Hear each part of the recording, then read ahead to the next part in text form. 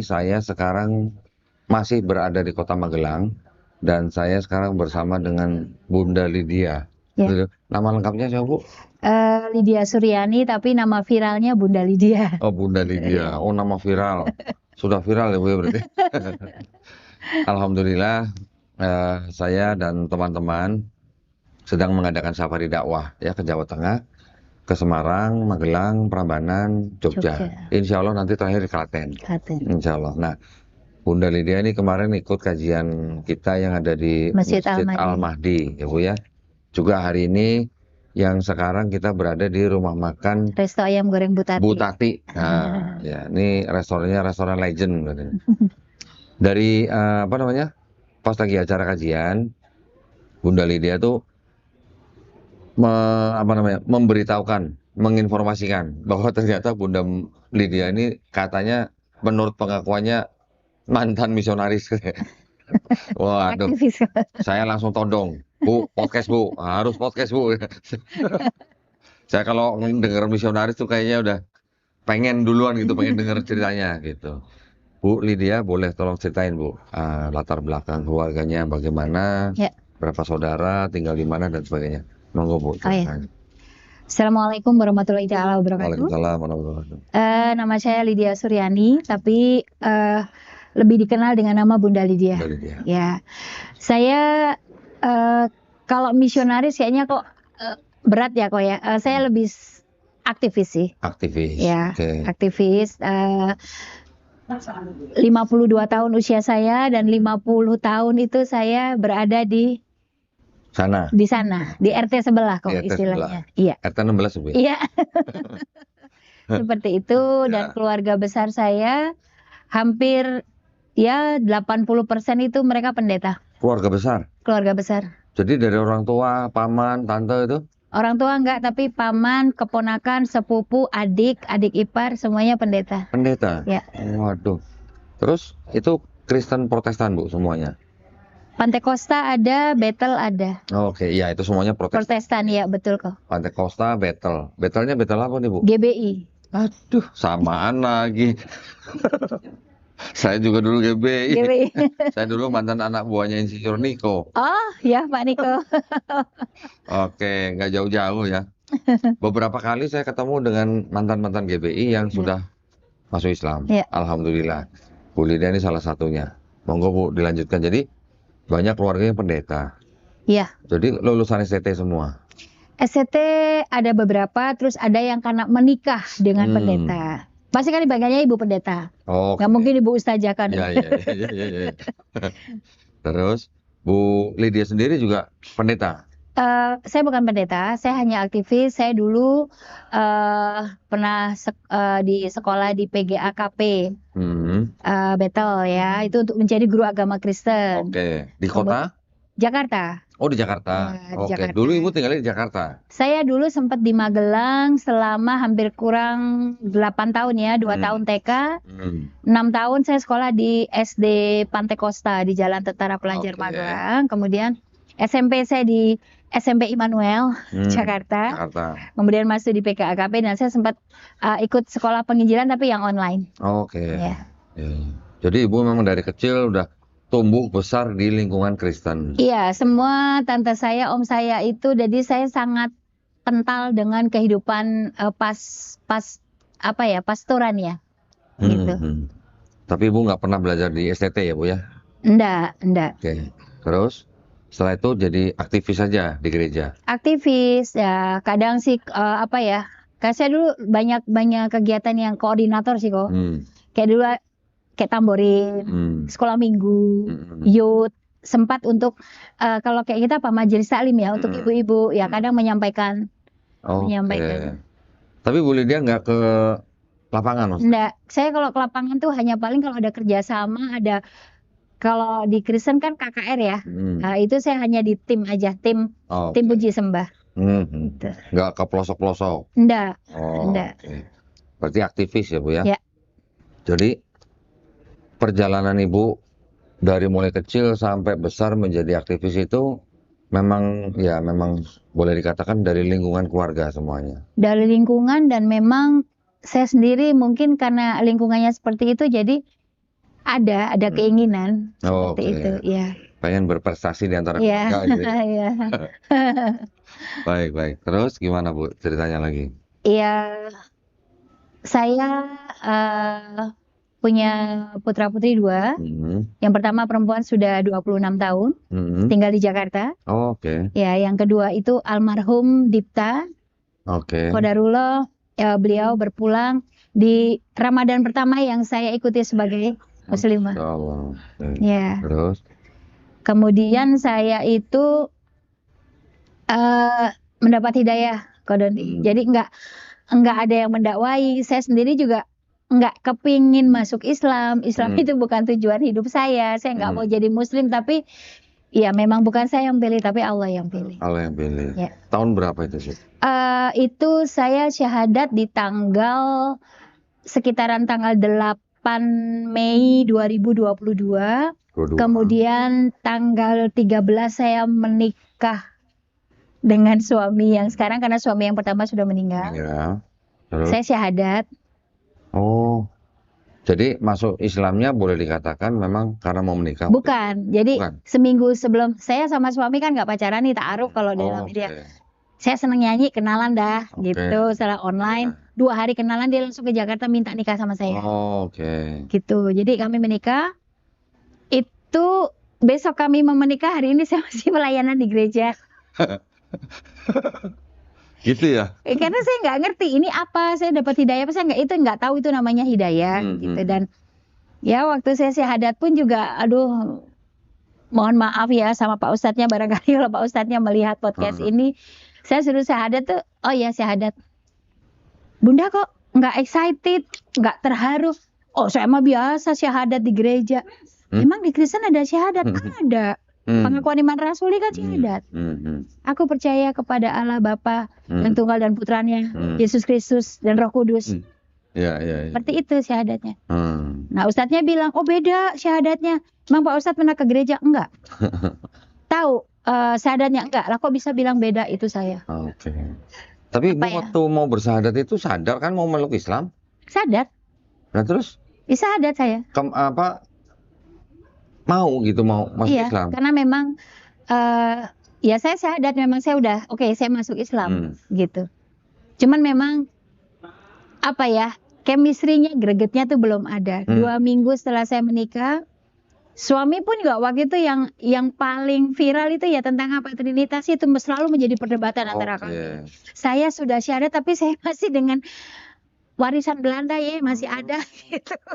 Jadi Ibu maksudnya gini, Ibu ketika bersyahadat, Ibu sebenarnya sudah sadar bahwa Ibu harus meninggalkan Trinitas, tapi Ibu belum bisa meninggalkan Trinitas. Cuman suami waktu tanya, kalau Trinitas itu dalam konteks Kristen itu seperti apa? Jadi saya menjelaskan, ya sampai akhirnya saya karena sudah meninggalkan itu, ya pengetahuan saya tentang Trinitas Allah berikan hidayah seiring berjalannya saya belajar dengan kristologi kok. Oke. Tapi saya masih belum pahami gini Bu. Ketika Ibu mau bersyahadat, berarti Ibu belum sepenuhnya menerima Islam dalam hati berarti. Ketika saya bersyahadat saya sudah. Saya sudah bilang oke, saya syahadat dan saya bukan lagi Kristen ya. Hanya waktu itu suami nanya, apa sih? Jadi pengetahuan saya Trinitas itu begini. Suami menjelaskan itu enggak ada. Iya memang karena saya sudah tidak percaya lagi dengan itu gitu. Dan sebenarnya sih yang membuat saya lebih ketika saya mendapatkan hidayah itu ya saya dibukakan yang Matius 7 ayat 21 sampai 23. Oke. Gitu. Kan itu katanya buat nabi palsu, Bu. Maksudnya? Matius 7 ayat 21 sampai 23. Itu kalau kata pendeta itu kan sebenarnya untuk nabi-nabi palsu kan. Kan kata pendeta. Memang di ayat-ayat awalnya memang ada ya nabi-nabi palsu. Tapi kalimat yang 21 sampai 23 itu kan memang sangat-sangat ambigu ya. Dan memang jelas banget kalimatnya. Banyak orang akan menyebut Yesus dengan sebutan Tuhan. Orang akan bernubuat mengadakan mujizat demi nama Yesus, mengadakan mujizat, mengusir setan demi nama Yesus. Tapi malah kata Yesus, enyahlah engkau, ya pembuat kejahatan. Jadi sebenarnya dalam satu perikop itu pun Boleh dikatakan sebenarnya ada kayak apa ya, keganjilan. Yang satu bilang suruh hati-hati sama nabi palsu, tapi di bawahnya kok bicaranya begitu gitu. Kalau yang saya garis bawahi waktu itu ketika kemudian di firman itu ya, kalau menurut mereka firman yang berhak yang masuk kerajaan surga itu adalah yang melakukan kehendak Benar. Bapa. Ya. Ya kan pasti melalui Yesus kan gitu. Nah, saya mulai berpikirnya gini, mengikut yang disuruh Bapa melalui Yesus gitu. Yang tak lihat nggak ada yang dilakukan semua. Saya sendiri pun nggak melakukan. Tidak menjalankan malah. Nggak menjalankan. Nah, waktu Ibu sebelum bersyahadat itu Ibu sudah sempat belajar kristologi berarti? Belum. Oh, belum? Belum. Hanya perdebatan waktu itu dengan calon suami? Iya. Oke. Habis nikah debat lagi? Enggak. Oh, enggak. Saya kira jadi debat lagi. Suami alhamdulillah beliau Muslim. Saya diperkenalkan waktu itu dengan pertama dengan Ustadz Juma karena beliau sering mendengarkan. Ustadz Juma. Kemudian dengan saya Kodondi, Ustadz Kenama dan Ustazah Umi Irena. Ya. Maksudnya dikasih tahu nih ada apologi. Tapi suami nggak. Ya udah kamu belajar. Saya kan nggak ngerti nih gitu ya tentang yang ajaran mereka itu. Coba kamu pelajari. Jadi ya betul. Semakin dulu waktu saya baca ayat itu ya udah biasa aja gitu ya. Tapi ketika sekarang saya baca ya, saya tuh kayak ditampar gitu loh. Saya kayak ditampar karena berbeda banget. Ya, memang gimana ya? Kalau menurut saya sih memang di dalam Bible masih ada lah kebenaran. Masih ada ayat-ayat yang mengajarkan Tuhan itu esa. Tetapi setelah 4 gospel kan ceritanya udah berbeda. Berbeda kok. Ajarannya. Walaupun yang setelah 4 gospel itu sampai Wahyu mungkin tidak persis sama dengan yang mungkin kita dengar di gereja. Ya. Berarti kan ada kemungkinan Kristen itu sekarang sebenarnya sebagian mengikuti Paulus, sebagian inovasi dari gereja. Iya itu yang saya. Benar kan? Ya. Dan yang sebenarnya sih paling banyak Paulus ya. Karena tidak semua perintah Paulus juga dijalankan sama gereja. Ya. Dan saya masih berani mengatakan sebenarnya ya, kalau saya jujur, terlepas dari masalah penerjemahan nih. Ya. Terlepas dengan masalah penerjemahan kurios jadi Tuhan atau Tuhan. Ya, Theos.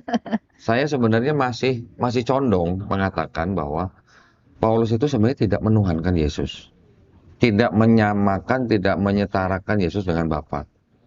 Menurut saya, dari kalimat-kalimat Paulus.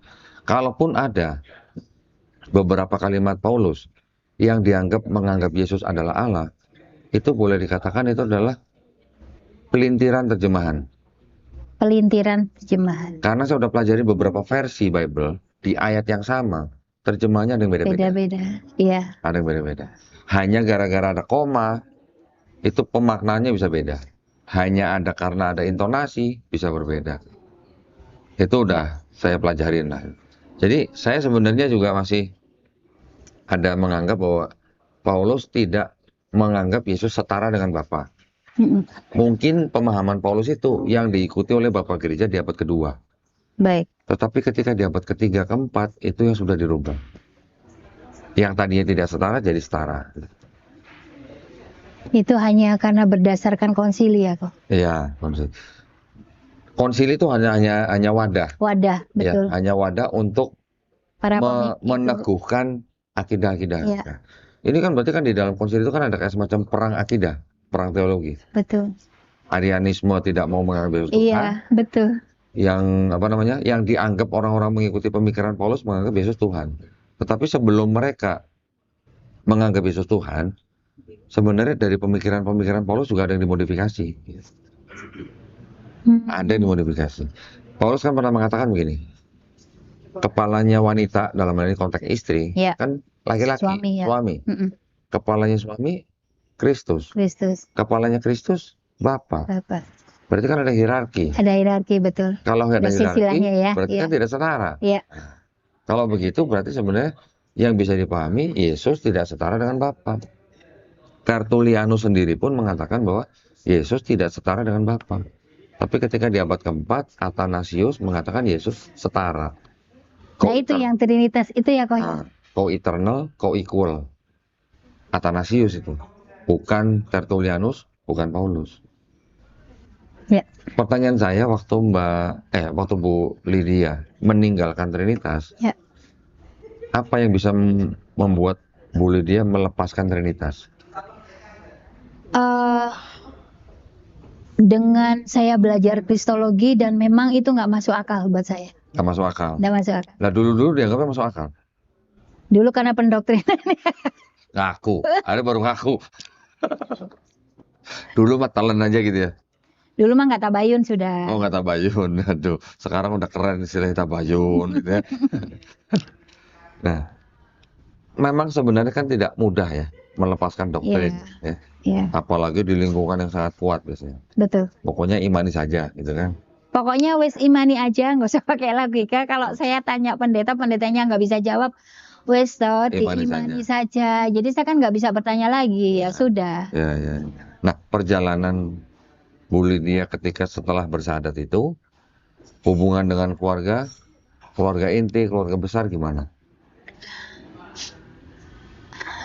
Ya di awal keluarga sempat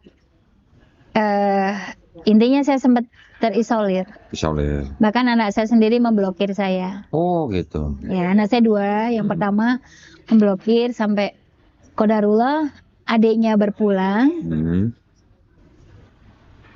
Keluarga datang untuk bertakziah. Kebetulan saya sekarang tinggal di Magelang, keluarga besar juga di Magelang. Tapi ada salah satu permintaan dari salah satu saudara, mau berdoa cara apa terserah, tapi dimakamkannya secara Kristen. Itu masih ada ya jenazah anak saya bilang enggak. Oh, berarti kan emang udah punya KTP? Belum, anaknya? Masih umur 9 tahun. Belum kan? Belum. Ya berarti itu sebenarnya kan di bawah kuasa orang tua harusnya. Betul ya, karena mereka ya masih berharap lah. Ya mungkin saya tamparan terbesar ya bagi keluarga gitu. Kamu tuh udah tahu kebenaran, udah tahu ini gitu.